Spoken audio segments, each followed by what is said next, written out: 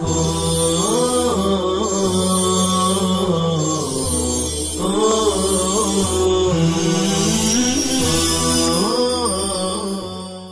اللہ الرحمن الرحیم الحمد للہ کفا وسلام علی عبادہ الذین اصطفى اما بعد وصلی اللہ علی النبی الکریم وآلہ وصحبہ اجمعین۔ فصل فی الجماعۃ اے ھذا فصل فی احکام الجماعۃ وما یتعلق بہا۔ جماعت سے نماز پڑھنا۔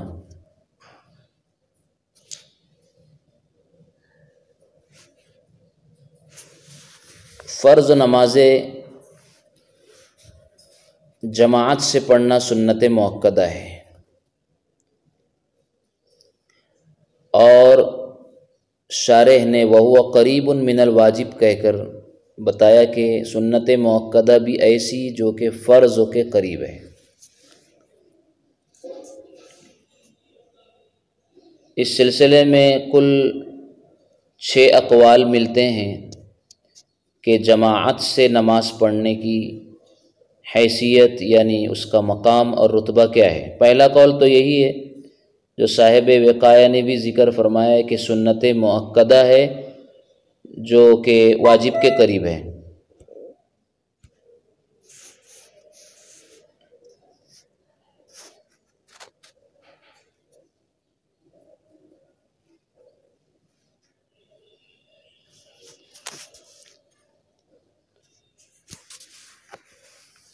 اور اس کو سنت ہدیٰ بھی کہتے ہیں، اس کا ثواب بہت زیادہ ہے۔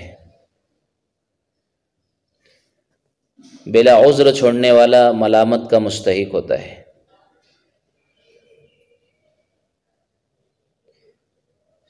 اس کی تائید میں اور استدلال میں وہ حدیث پیش کی جاتی ہے جسے حضرت عبداللہ ابن مسعود سے امام مسلم نے روایت کیا ہے، جس کو یہ تمنا ہو کہ وہ کل مسلمان بن کر اللہ سے ملے، وہ نمازوں کی حفاظت کرے جو ہی اذان دی جائے، اس لیے کہ اللہ تعالیٰ نے نبی کے لیے سنن ہدیٰ مقرر فرما دی ہے،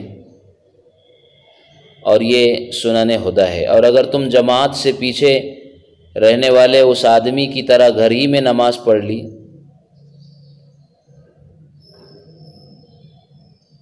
تو تم نے اپنے نبی کی سنت کو چھوڑ دیا، اور اگر تم نے نبی کی سنت چھوڑ دی تو تم گمراہ ہو گئے۔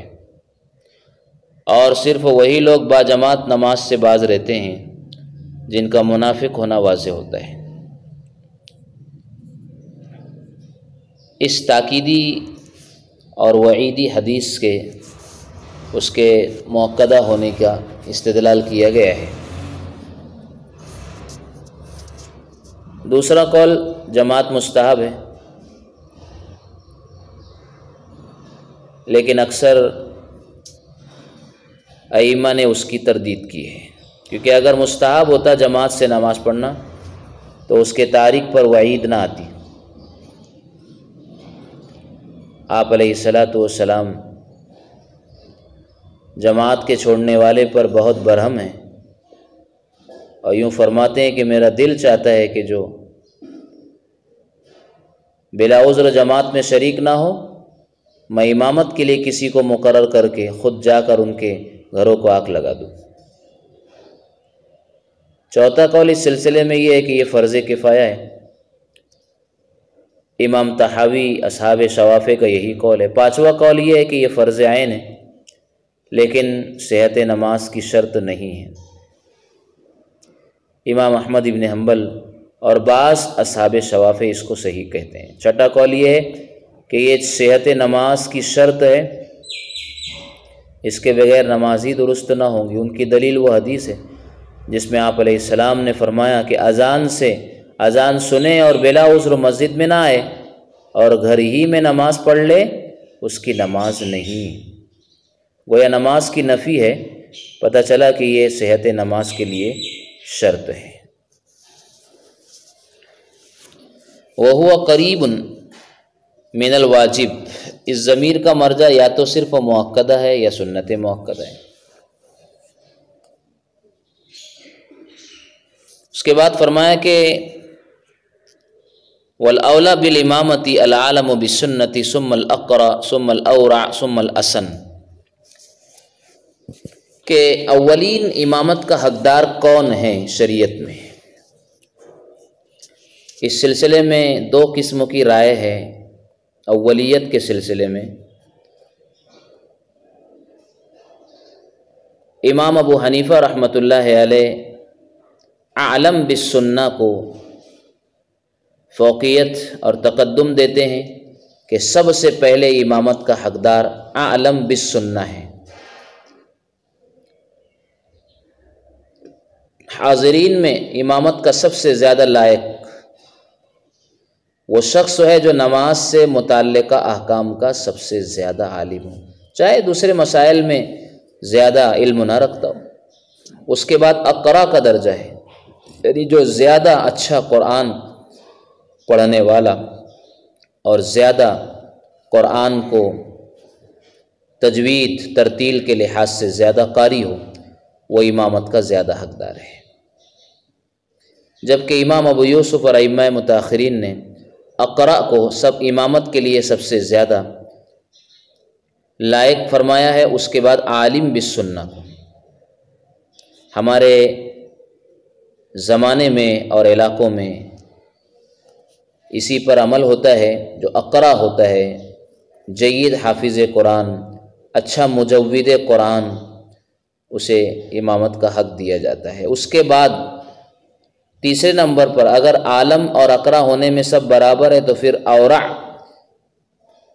جو سب سے زیادہ متقی ہو، جو شبہات سے بھی پرہیز کرتا ہو، وہی امام بنے گا، اسی کا حق ہے۔ اگر اس میں بھی سب برابر ہے تو الاسن، جو سب سے زیادہ سن رسیدہ ہو، عمر دراز ہو، وہی امامت کرے گا، اس لیے کہ اس کا تجربہ بھی زیادہ ہوگا اور اپنی عمر کے لحاظ سے وہ لائق فوقیت بھی ہے۔ بہرحال ان اوصاف اربعہ میں بھی اگر سب برابر ہو تو علماء نے اس کے علاوہ اور بھی وجوہات ترجیح کو بیان کیا ہے، جیسے جو اعلیٰ نسب کا ہو، جو پیدائشی طور پر متوازن ہو، وغیرہ وغیرہ۔ والاولی بالامامۃ العالم بالسنۃ ثم الاقرا ثم الاورع ثم الاسن فان اما عبد او اعرابی او فاسق او اعمى او مبتدع او ولد الزنا۔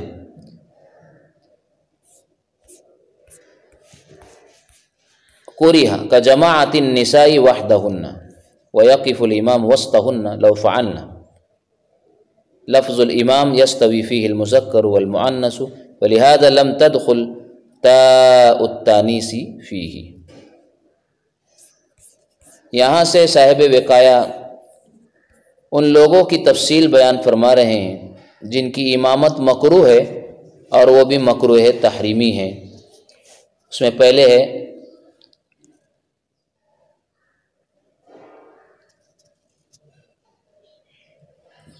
غلام۔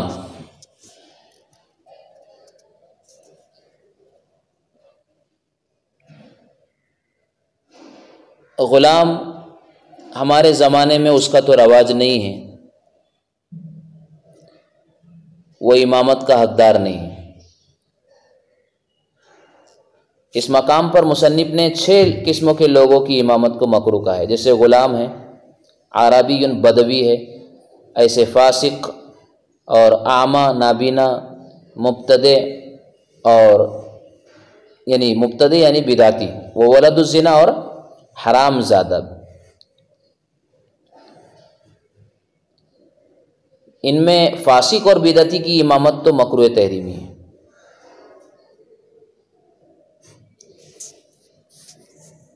البتہ غلام، بدوی، نابینا اور ولد الزنا کی امامت مکروہ تنزیہی ہے۔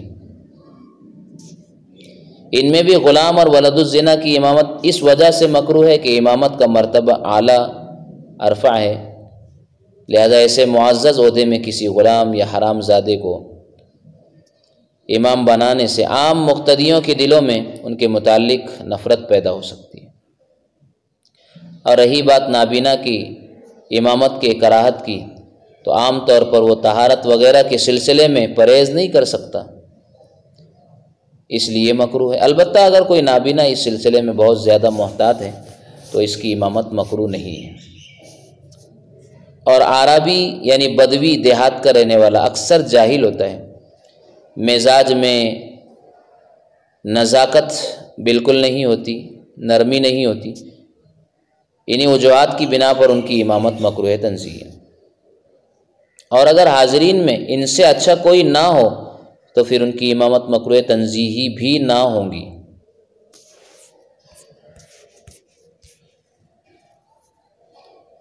فرمایا کہ ان حضرات کی امامت مکروہ ہے، جیسے عورتوں کی جماعت مکروہ ہے۔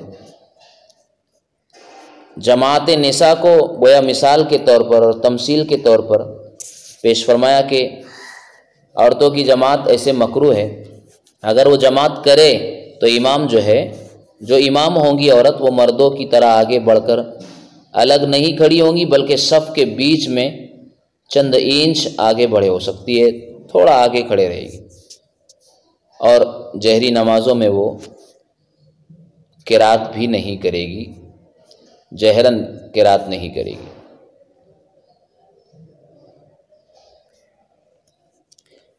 کا حضور الشابہ، اس سے ایک اور مثال پیش فرمائی کراہت کی،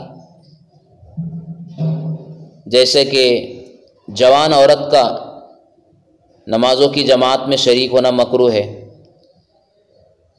والعجوز الظہر والعصر، اور بوڑھی عورت کا ظہر اور عصر میں شرکت کرنا مکروہ ہے، للباقیۃ، باقی نمازوں میں نہیں، یعنی بوڑھی عورت ظہر اور عصر کے علاوہ مغرب عشاء فجر رات کی نمازوں میں شریک ہو تو کوئی حرج کی بات نہیں ہے بوڑھیوں کے لیے۔ لیکن فی زماننا فتنے و فساد کا اندیشہ بڑھ چکا ہے، اس لیے یہ جو فرق بیان کیا گیا جوان اور بوڑھی کا، اب یہ فرق بھی باقی نہ رہے گا۔ اب ہمارے زمانے میں چاہے جوان ہو یا بوڑھی عورت ہو، کسی کو بھی کسی بھی نماز کے لیے گھر سے نکلنے کی اجازت نہیں ہوگی۔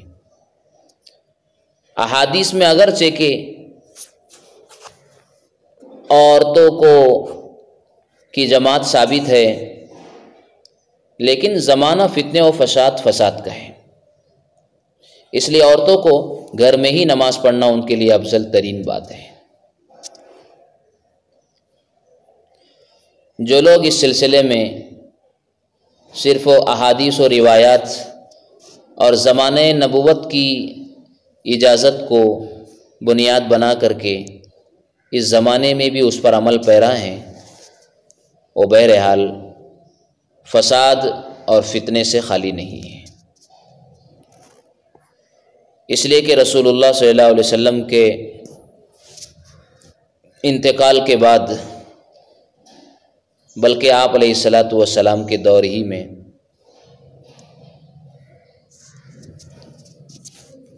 حضرت عائشہ رضی اللہ تعالی عنہا نے اس پر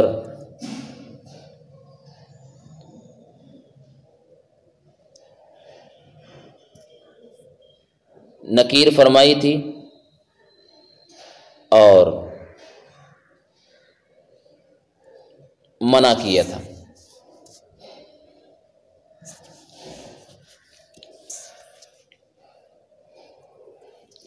وَيَقْتَدِي الْمُتَوَضِّي بِالْمُتَيَمِّمِ لِأَنَّ التَّيَمُّمَ طَهَارَةٌ مُطْلَقَةٌ عِنْدَ عَدَمِ الْمَاءِ وَالْخَلَفِيَّةُ فِي التُّرَابِ عِنْدَنَا۔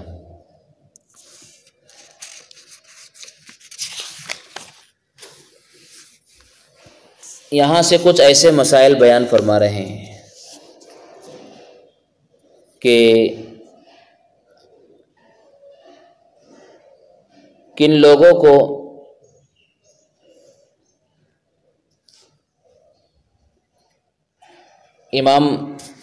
کیسے امام کے پیچھے نماز پڑھنے کی گنجائش اور اجازت ہے، شریعت میں کیا رخصتیں دی گئی ہے۔ دراصل یہ مسائل اس اصول پر ہے کہ امام کا حال مقتدی کے حال سے بہتر اور اعلیٰ ہونا چاہیے، تو ایسی صورت میں ابتدا درست ہوتی ہے، یا کم سے کم امام اور مقتدی کا حال برابر ہونا چاہیے۔ اسی اصول پر یہ مسائل کو بیان فرمایا کہ متوضی آدمی متیمم شخص کی اقتدا کر سکتا ہے۔ امام جو ہے وہ تیمم کرنے والا ہے اور مقتدی باوضو ہے، تو اقتدا میں کوئی حرج نہیں ہے، اس لیے کہ تیمم طہارت مطلقہ ہے پانی کے نہ ہونے کی صورت میں۔ گویا متوضی کو جس درجے کی طہارت حاصل ہے اسی درجے کی طہارت متیمم کو بھی حاصل ہے، اور خلیفہ ہونا جو ہے وہ مٹی میں ہے۔ والخلفیۃ فی التراب عندنا، ہمارے نزدیک خلفیت جو ہے وہ مٹی کے سلسلے میں۔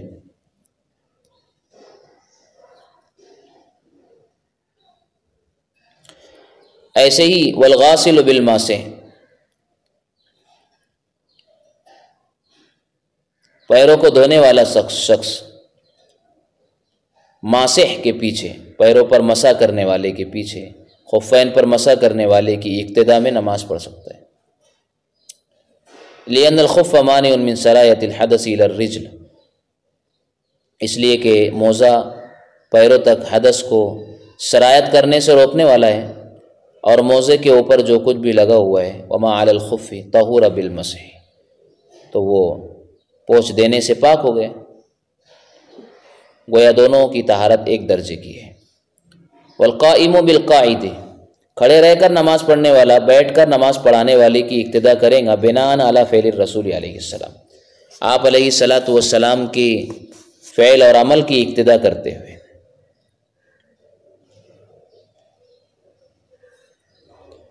یہاں پر مسئلے کی حقیقت یہ ہے کہ جو شخص کسی عذر کی بنا پر بیٹھے بیٹھے نماز پڑھ رہا ہو، لیکن بیٹھ کر پڑھنے کے ساتھ یہ شرط بھی ہے کہ وہ باقاعدہ رکوع اور سجدہ کر رہا ہو، تب تو قائم اور کھڑے رہنے والے کے لیے قاعد کی اقتدا، بیٹھنے والی کی اقتدا درست ہے۔ اور اگر قاعد اور بیٹھا ہوا شخص اشارے سے نماز پڑھتا ہو تو اب کھڑے رہنے والے کے لیے اس کی اقتدا درست نہیں ہے۔ ویسے قیاس تو یہ چاہتا ہے کہ قاعد کے پیچھے قائم کی اقتدا صحیح نہ ہو، کیونکہ قیام فرض ہے، فرائض میں سے ہیں، اور بیٹھنے والا گویا تارک قیام، فرضوں کا چھوڑنے والا ہے۔ اسی قیاس کی بنیاد پر حضرت الامام محمد رحمۃ اللہ علیہ قاعد کے پیچھے قائم کی اقتدا کو ناجائز کہتے ہیں، لیکن چونکہ رسول اللہ صلی اللہ علیہ وسلم نے مرض موت میں بیٹھ کر نماز پڑھائی اور مقتدی سب کھڑے تھے، اس نص کی بنیاد پر ہم نے قیاس کو ترک کر دیا ہے۔ والمومی بالمومی والمتنفل بالمفترض، اشارے سے نماز پڑھنے والا اشارے سے نماز پڑھانے والے کے پیچھے اقتدا کر سکتا، اور نفل پڑھنے والا فرض پڑھنے والے کے پیچھے اقتدا کر سکتا ہے۔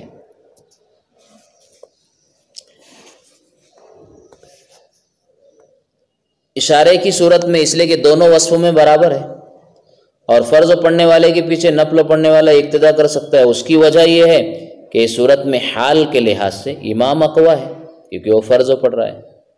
اس سے یہ اشارہ بھی ملتا ہے کہ اقتدا کے لیے یا شرکت کے لیے چاہے تو دونوں کا حال برابر ہو، چاہیے کہ دونوں برابر ہو، یعنی ایک ہی نماز پڑھے اور ایک ہی طرح پڑھے، یا مقتدی حال کے اعتبار سے ادنا درجہ رکھتا ہو، مثلا امام کھڑا ہو اور مقتدی بیٹھا ہو، یا امام فرض پڑھتا ہو اور مقتدی نفل پڑھتا ہو، یہ تمام صورتیں بھی جواز والی ہے۔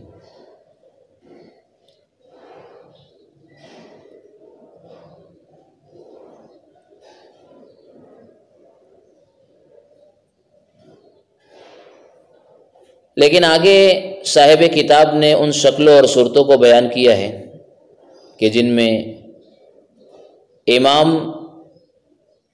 کا حال ادنا ہے اور مقتدی کا حال اعلیٰ ہے، ایسی صورت میں اقتدا درست نہیں ہے۔ جیسے لا رجل بامرأۃ او صبی، کوئی مرد آدمی کسی عورت کی اقتدا میں نماز نہیں پڑھے گا، بچے کی اقتدا میں نماز نہیں پڑھے گا، اس لیے کہ عورتوں اور بچوں کے لیے حکم تو یہ ہے کہ انہیں پیچھے کیا جائے، اور امام اگر بنا دیا گیا تو گویا اس حکم کی تعمیل کے خلاف بات ہوئی ہے۔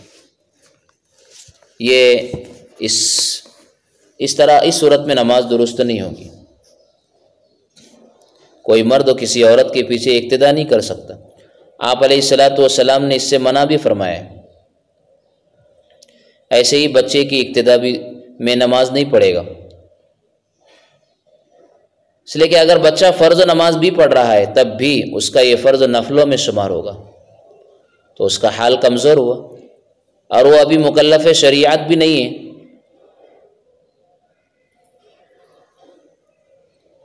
وہ مرفوع القلم ہے، رفع القلم عن ثلاث عن الصبی حتی یبلغ۔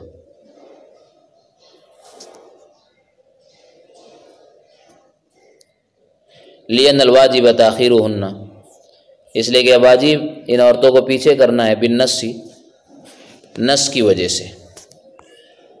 نص میں عورتوں کو پیچھے کرنے کا حکم دیا گیا ہے۔ اب اگر ان کو امامت کے لیے آگے بڑھا دیا گیا تو مخالفت نص لازم آئے گی۔ اخروہن من حیث اخرہن اللہ، حدیث میں کہا گیا عورتوں کو پیچھے کرو جماعت کی نماز میں جہاں اللہ تعالیٰ نے ان کو پیچھے کیا ہے۔ پیچھے ہے، عقل میں پیچھے ہے، دین کے معاملات میں پیچھے ہے، اسی لیے امامت صغریٰ اور کبریٰ شریعت میں عورتوں کا حق نہیں ہے۔ وطاہر بمعذور، اور طاہر یعنی جو صحیح آدمی ہو، باقاعدہ وضو اور غسل وغیرہ سے طہارت حاصل کرتا ہو، اسے کوئی عذر نہ ہو۔ اور معذور سے مراد وہ آدمی جس کی طہارت کسی خاص ضرورت کی بنا پر وقتی ہوتی ہے، جیسے وہ شخص جو حدث دائمی کے عذر سے معذور ہو، جیسے نقصیر والا، سلسلے بول والا، خروج ری کی شکایت والا، ان کا وضو، ان کی طہارت وقتی ہوتی ہے، وقت تو نکلتے ہی طہارت باطل اور ختم ہو جاتی ہے، تو ایسے معذور کے پیچھے ایسے مضبوط طہارت والا آدمی نماز نہیں پڑھ سکتا ہے، اس کی اقتدا صحیح نہیں ہوگی، اس لیے کہ آدمی کی طہارت مکمل ہے، جبکہ معذور کی طہارت وقتی ہے اور کمزور ہے۔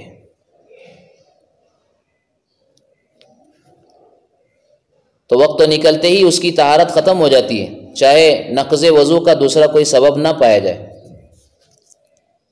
آگے فرمایا وقاری بأمی، قاری شخص امی کے پیچھے اقتدا نہیں کرے گا، یہ جائز نہیں ہے۔ اب یہاں قاری سے مراد ہماری اصطلاح میں تو قاری وہ شخص ہے جو باتجوید قرآن پڑھنا جانتا ہو، لیکن یہاں مسئلے کی صورت میں مراد وہ شخص ہے جس کو قرآن کا حصہ یاد ہو، اور امی وہ شخص ہے جس کو قرآن میں سے ایک آیت بھی یاد نہ ہو، اس کو ام کی طرف نسبت کرتے ہوئے اس لیے کہتے ہیں کہ اس کی ماں نے اس کو جیسا پیدا کیا تھا ابھی اسے ویسا ہی رکھا ہے، وہ ایک آیت قرآن بھی یاد نہیں اس کو۔ بعض حضرات کا خیال یہ ہے کہ امی سے مراد وہ شخص ہے جس نے زبانی طور پر کسی طرح قدر ما یجوز بہ الصلاۃ، ما تجوز بہ الصلاۃ کی مقدار قرآن سیکھ لیا ہو، اتنی مقدار قرآن پڑھ لیتا ہو جو فرض مقدار ہے جس سے نماز درست ہو جاتی ہے، قدر ما یجوز بہ الصلاۃ، لیکن حرفوں کی شناخت نہیں کر سکتا، صحت اور تجویز نہیں جانتا، اور قاری وہ ہے جو قرآن دیکھ کر باقاعدہ پڑھ سکتا ہے، جو قرآن سمجھتا ہے۔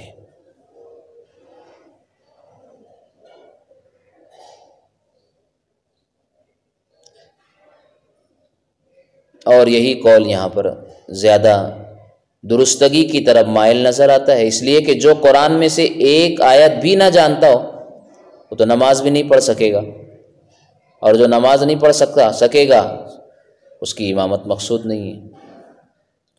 ولابس بعار وغیر مومن بمومین ومفترض بمتنفل، برہنہ کے پیچھے سطر ڈھانکنے والی کی اقتدا درست نہیں۔ برہنہ سے مراد وہ شخص ہے جس کے پاس اتنا کپڑا بھی نہیں ہے جس سے وہ فرض سطر کو ڈھانک سکے، جس سے نماز درست ہوتی ہے۔ اور لابس سے مراد وہ شخص ہے جس کے پاس کم سے کم اتنا کپڑا ہے جس سے وہ اتنا سطر ڈھانک لے جو فرض نماز کے لیے ضروری ہے، جو نماز کے لیے فرض ہے اور ضروری ہے۔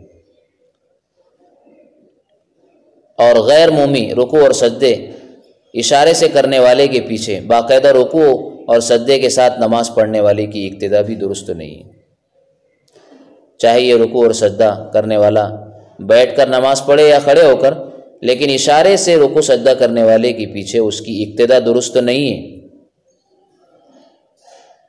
ومفترض بمتنفل، نفل پڑھنے والے کے پیچھے فرض پڑھنے والی کی اقتدا بھی درست نہیں ہے، خواہ دونوں برابر تعداد کی رکعت والی نماز پڑھ رہے ہو، مثلا امام 4 رکعت والی نفل پڑھ رہا ہے اور مقتدی بھی 4 رکعت والا فرض پڑھ رہا ہے، تو اقتدا درست نہیں ہے، اس لیے کہ نفلوں کی بنا ضعیف ہے اور فرضوں کی بنا قوی ہے، اور قوی کی بنا ضعیف پر جائز نہیں ہے۔ اسی طرح ایک فرض پڑھنے والے کے پیچھے دوسرا فرض پڑھنے والی کی اقتدا بھی صحیح نہیں، کیونکہ اقتدا شرکت ہے، لہذا اتحاد واجب اور ضروری ہے۔ آگے شارح نے ان تمام مسائل کی بنیاد پر فرمایا لِأَنَّ بِنَاءَ الْقَوِيِّ عَلَى الضَّعِيفِ لَا يَجُوزُ، یہ مفترض بمتنفل کے بارے میں فرمایا کہ فرض پڑھنے والا اس کی بنا قوی ہے اور نفل پڑھنے والی کی بنا ضعیف ہے، اور بناء القوی علی الضعیف جائز نہیں۔ ایسے ہی فرمایا ومفترض فرضا آخر، یہ بھی اقتدا درست نہیں، لِأَنَّ الْاقْتِدَاءَ شِرْكَةٌ فَيَجِبُ الْاِتِّحَادُ، اقتدا نام ہے شرکت کا اور شرکت میں اتحاد ضروری ہے، اس لیے دونوں کی نماز، دونوں کا فرض ایک طرح ہونا چاہیے، تب اقتدا درست نہیں ہوگی۔ اللہ تعالیٰ ان مسائل پر ہمیں غور کر کے عمل کی توفیق عطا فرمائے۔ وما توفیقی الا باللہ۔